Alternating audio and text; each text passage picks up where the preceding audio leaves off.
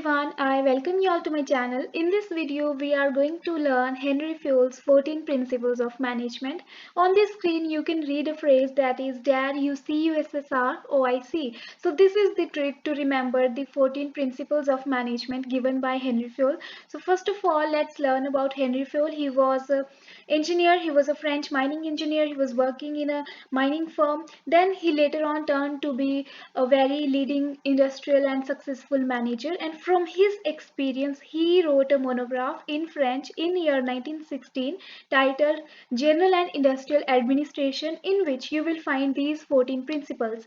Principles are basically the general truth. These are the general element of a law. Like a theory in various other disciplines, we have in management these 14 principles that you can follow to ensure efficiency of your organization, of the all managerial functions. So these are the basic rules, basic guidelines that one should follow to manage the organization in better way. So he is also considered the father of administrative management theory. He was born in Istanbul in Turkey in the year 1841. So these are also for some the just common sense, but at the time he introduced 14 principles of management in the year 1916. It was a very great thing to come up so that we can really follow these 14 principles. But then again, it depends on your personal skills how you apply these principles in the practical manner, but these are the general guidelines that everyone should follow. So let's learn all these principles one by one. First one is division of work. It is about specialization, division of work. First of all, we divide the whole task that an organization has to perform. So first principle is division of work. If we divide the work into various groups, then we will some way we will cut the burden out. Okay, and on the other side, if one employee is working in a one task, he is continuously working in a job for a while, then gradually he learn the skills to do that work. He will become more efficient and he will have the specialized knowledge to do that work. So that is the principle of division of work. It was in practice way before Henry Fayol introduced it. In Indian society, you will find in Hinduism there's caste system. Particular caste will perform particular task. That was it in the Hinduism, in the caste system, and that is same thing, division of work. So work is divided into various groups, and that group will handle that particular group. In that way, it will be easy to monitor the work, how much is being done and what are the limitations, or we can really perform it in efficient manner, and the person who is employed will be having the specialized knowledge.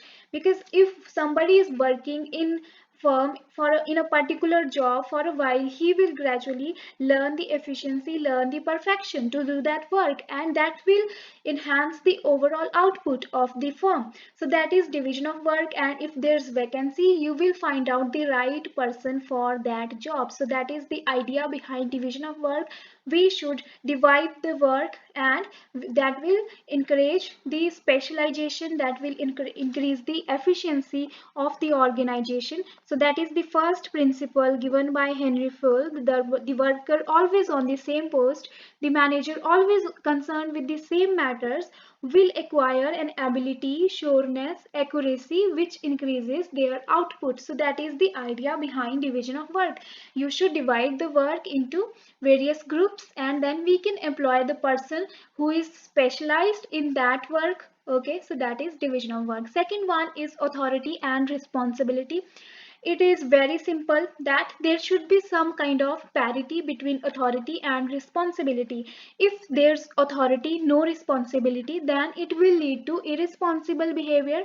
On the other way, if there's responsibility but no authority, then it will be a failure. You will be not able to do the work. So some kind of authority is always needed to do that job. So there should be right amount of right kind of authority and responsibility given to the person who is performing particular task. So there should be authority and responsibility and a parity between them. These two will go hand in hand, and And that is the principle of authority and responsibility given by Henry Fayol. Third one is discipline. Discipline means obedience, respect of authority, and observance of the established rules. You have to follow all the rules. You have to respect your seniors. So that is discipline. So there should be discipline in the organization for its proper functioning. If there's no discipline, then there will be no any function that is going on properly. So discipline is important. You can discipline must be upheld in organization, but you can use various methods for doing so. So methods can vary, but discipline is must. So that is the fourth principle. That one is the third principle of management by Henry Fayol. Okay. Fourth one is unity of command. Unity of command. So there should be unity in command. One person should receive instructions from only one boss, from only one senior. So that is unity of command. There shouldn't be so many people commanding over one person. Then that will be the person will get confused, and he will not be able to perform his duties in a better manner. So that's why there should be only one direct boss, one direct superior to a person in the organization. That is unity of command. And unity of direction says that for one objective there should be only one plan. There should be no many plans for one objective, for one goal. So that is unity of direction and unity of command. These two are different.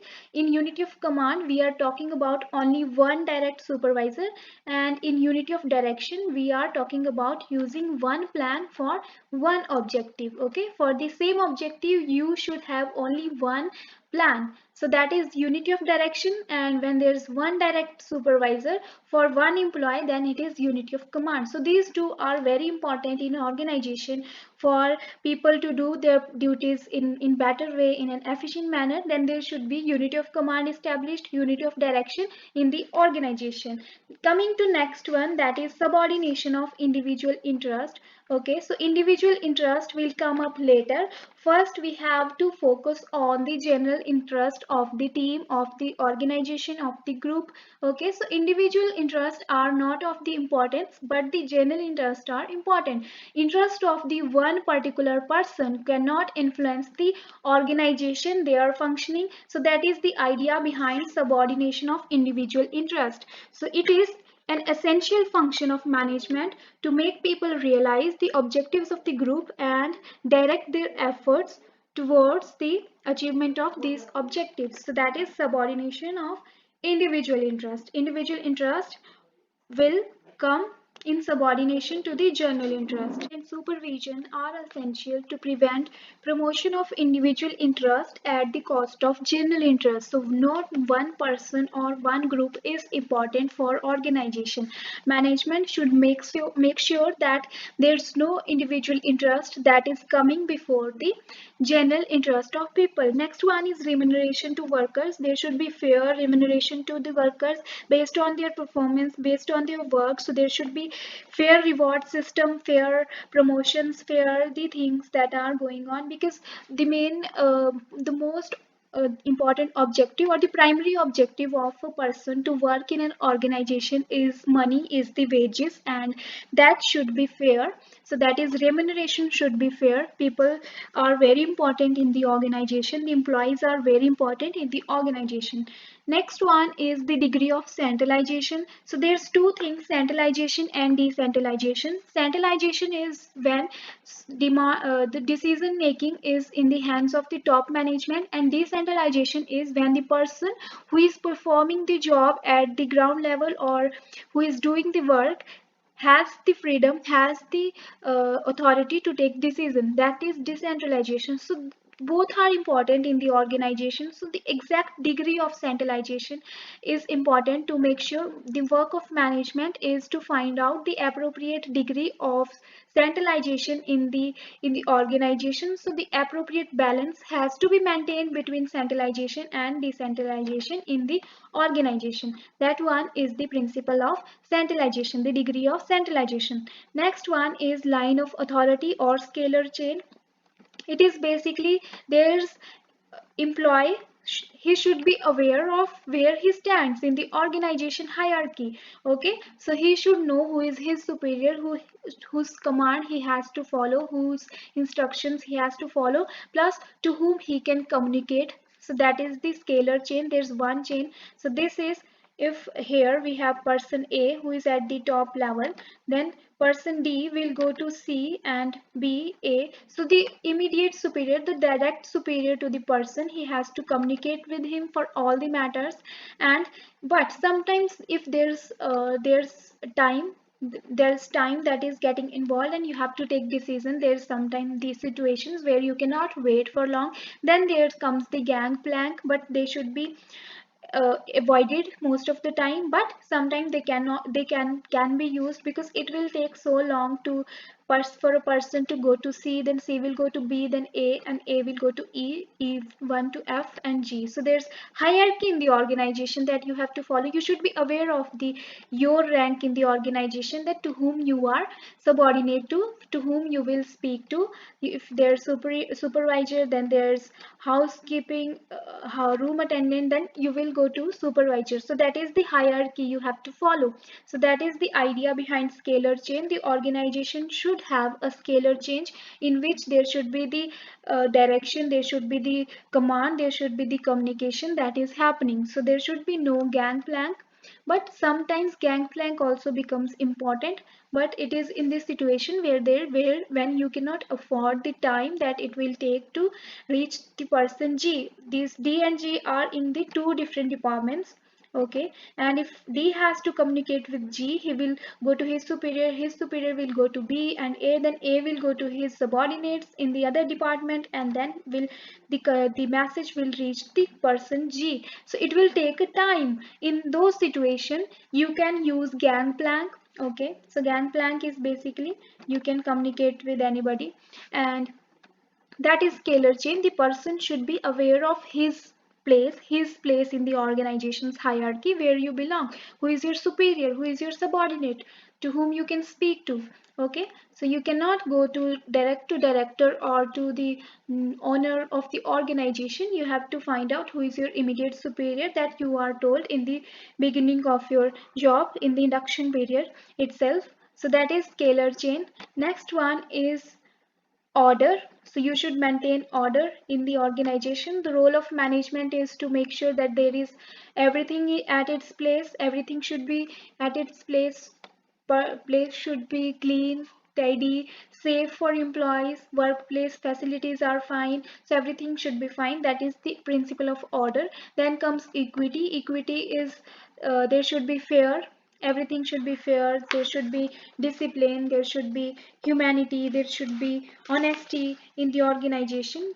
That is equity. So you should maintain a degree of equity in the organization. There should be justice, there should be kindliness. So Fayol was in the opinion that to encourage workforce to fulfill their duties with the devotion and loyalty, management should deal with employees with equity based on kindliness and justice. Okay, so if organization will go in unfair ways, management will go for unfair ways, then organization will not work well. That is the idea behind equity.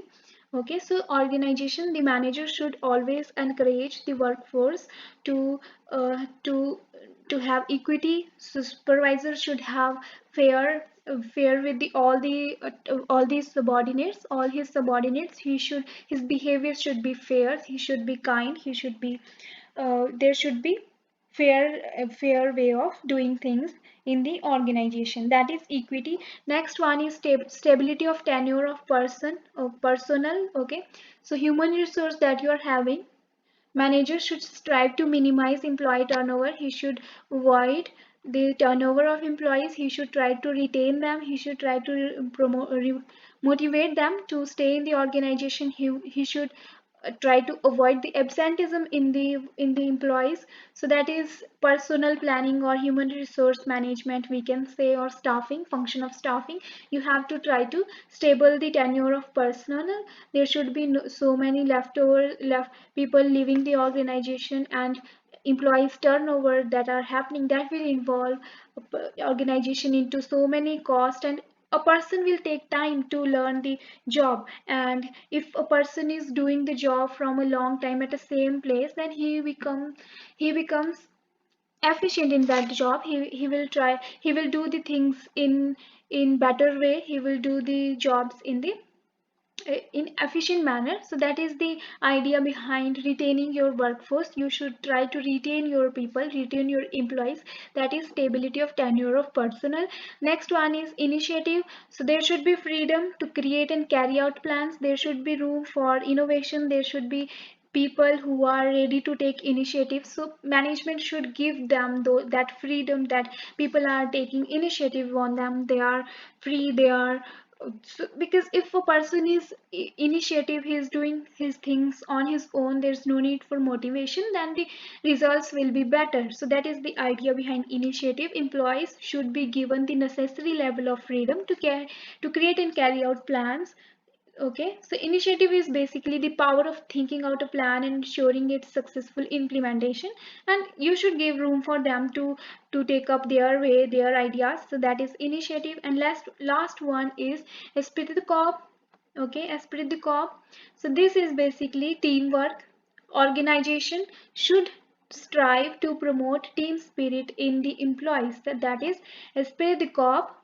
Okay, so esprit de corps is very important principle, because there should be coordination, there should be cooperation, there should be the feeling of belongingness, there should be the feeling of organization as a team, organization as one unit, as a unity there should be, and there should be integration. So management is an integration effort. It is a force that integrates man, money, material, machine. So there should be teamwork also. There should be team spirit, spirit de corps. Okay, so one should help each other. There should be coordination, cooperation. So that is the last principle of management. So we have understood all the 14 principles of management here in this video. To learn them, we have very simple trick, that is DAD, UC, USSR, OIC. So D for, so if we take one letter, okay, D, A, D, U, C. From D we can take division of work. From A we have authority and responsibility. From D again we have discipline. From U we have unity of command. From C we have centralization. Then we have U again, that is unity of direction. S for scalar chain. Next, S for stability of tenure. R for remuneration.